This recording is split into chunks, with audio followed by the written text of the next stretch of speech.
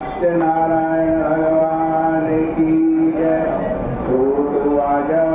सूत जी कह रहे हैं अगले अध्याय में, अथान्यस्तम प्रवक्ष्यामि सगंगेन पुरा द्विजा कश्चित् कादिवरे रम्ये ह्यासित् विश्वोति निर्धना क्षत्रिव्यां व्याकुलो भूत्वा नित्यं भ्रक्षामभूतले दुःखितं ब्राह्मणं दृष्ट्वा भगवान् ब्राह्मणप्रिय।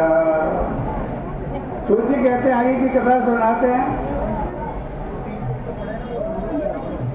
किन लोगों ने इस व्रत को किया?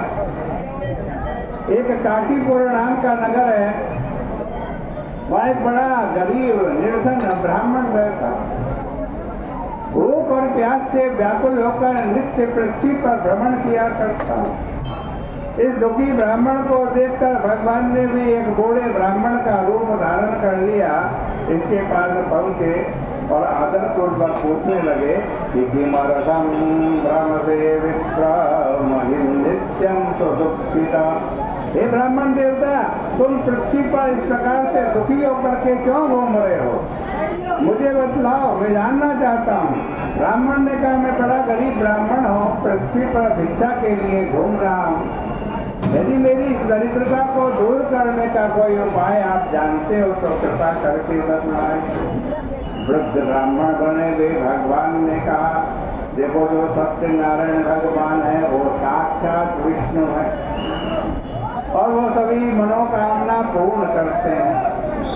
हे ब्राह्मण, तुम उन्हीं का पूजन करो जिसको करने से मनुष्य सभी दुखों से मुक्त हो जाता है। अब भगवान ने व्रत का सारा विधि विधान उस ब्राह्मण को बतलाया और भगवान अंतर ध्यान हो गए। ब्राह्मण ने संकल्प किया, इस व्रत को मैं अवश्य करूंगा। घर में गया, रात को नींद भी नहीं आई। प्रातः काल ब्रह्म मुहूर्त में उठा, संकल्प किया, आज भिक्षा मांगने से जो भी धन मिलेगा उस धन से मैं भगवान श्री सत्यनारायण जी का व्रत और पूजन करूंगा। भगवान की कृपा हुई, आज ब्राह्मण को भिक्षा में प्रचुर धन की प्राप्ति हुई। उस धन को लेकर वो बाजार में गया।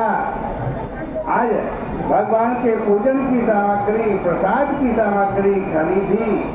फिर घर में आया, घर में बंधु बांधवों को बुलाया, ब्राह्मणों को बुलाया और बड़ी श्रद्धा भक्ति पूर्वक भगवान श्री सत्यनारायण जी का व्रत किया। जैसे ही व्रत किया, सर्व दुख विनिर्मुक्ता सर्व संपन्न समन्विता बभूव सापि श्रेष्ठा व्रतस्यास्य प्रभावता।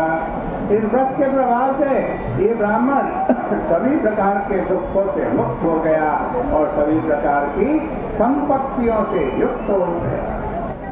फिर तो हर महीने भगवान सत्यनारायण का व्रत करने लगा और इस प्रकार भगवान श्री सत्यनारायण जी का व्रत करके सभी पापों से मुक्त होकर दुर्लभ मोक्ष को प्राप्त किया। सूर्य कहते हैं, ब्राह्मणों, जब भी कोई व्यक्ति पृथ्वी पर भगवान श्री सत्यनारायण के व्रत को करेगा उसी समय उसके सब दुख नष्ट हो जाएंगे। यही बात नारायण भगवान ने नारद जी से बताई। और क्या सुनना चाहते हैं? नैमिषारण्य में बैठे हुए ऋषियों ने कहा, महाराज, उस ब्राह्मण से सुनकर फिर किसी ने तो व्रत किया होगा, वो भी हम जानना चाहते हैं। क्योंकि भगवान श्री सत्यनारायण के व्रत में हमारी बड़ी श्रद्धा हो गई। सूर्य ने कहा, तो ऋषियों सुनिए। एक बार ये ब्राह्मण अपने धन संपत्ति वैभव के अनुसार बंधु बांधवों के साथ, परिवार जनों के साथ व्रत करने के लिए उद्यत हुआ। उसी समय एक लकड़ी बेचने वाला लकड़हारा इनके घर में आया। ब्राह्मण को व्रत में दीक्षित देखकर पूछने लगा, महाराज आप ये क्या कर रहे हो? उसको करने से क्या मिलता? ब्राह्मण ने कहा कि मैं आज भगवान श्री सत्यनारायण जी का व्रत कर रहा हूँ। उन्हीं की कृपा से मेरे पास धन धान्य वैभव सुख समृद्धि सब कुछ। व्रत को जानकर लकड़हारा बड़ा प्रसन्न हुआ। उसने जल भी पिया, प्रसाद भी भक्षण किया और भगवान सत्यनारायण का मन से चिंतन करते हुए अपने घर में गया। इसने भी संकल्प किया कि मैं भी भगवान सत्यनारायण जी का व्रत अवश्य करूंगा। रात को नींद भी नहीं आई। प्रातःकाल ब्रह्म मुहूर्त में उठा, लकड़ी का गट्ठर सिर पर रखा, संकल्प किया आज लकड़ी बेचने से जो भी मेरे को धन मिलेगा उससे मैं भगवान सत्यनारायण जी का व्रत और पूजन करूंगा। भगवान की कृपा हुई, उस नगर में पहुंचा जहाँ बहुत धनाढ़ लोग रहते। आज लकड़ी का दुगुना दाम प्राप्त हो गया। वो भी धन लेकर बाजार में गया। भगवान के लिए पके हुए केले के फल, घी, दूध, गेहूं का चूर्ण, प्रसाद की सामग्री, पूजन की सामग्री सब इकट्ठी की। घर में आया, घर में बंधु बांधवों को बुलाया, ब्राह्मणों को बुलाया और बड़ी श्रद्धा भक्ति पूर्वक भगवान श्री सत्यनारायण जी का व्रत और पूजन किया। और तद्व्रतस्य प्रभावेन धनपुत्रान्वितो भवत् इह लोके सुखं भुक्त्वा शान्ति सत्यपुरं जयौ। इस व्रत के प्रभाव से ये लकड़हारा भी धन और पुत्रों से युक्त हो गया और इस लोक में सुख भोग कर अंत में भगवान के सत्यपुर को गया।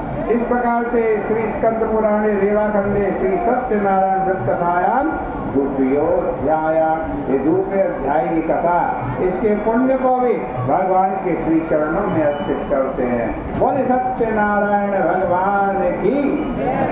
श्रीमन नारायण नारायण।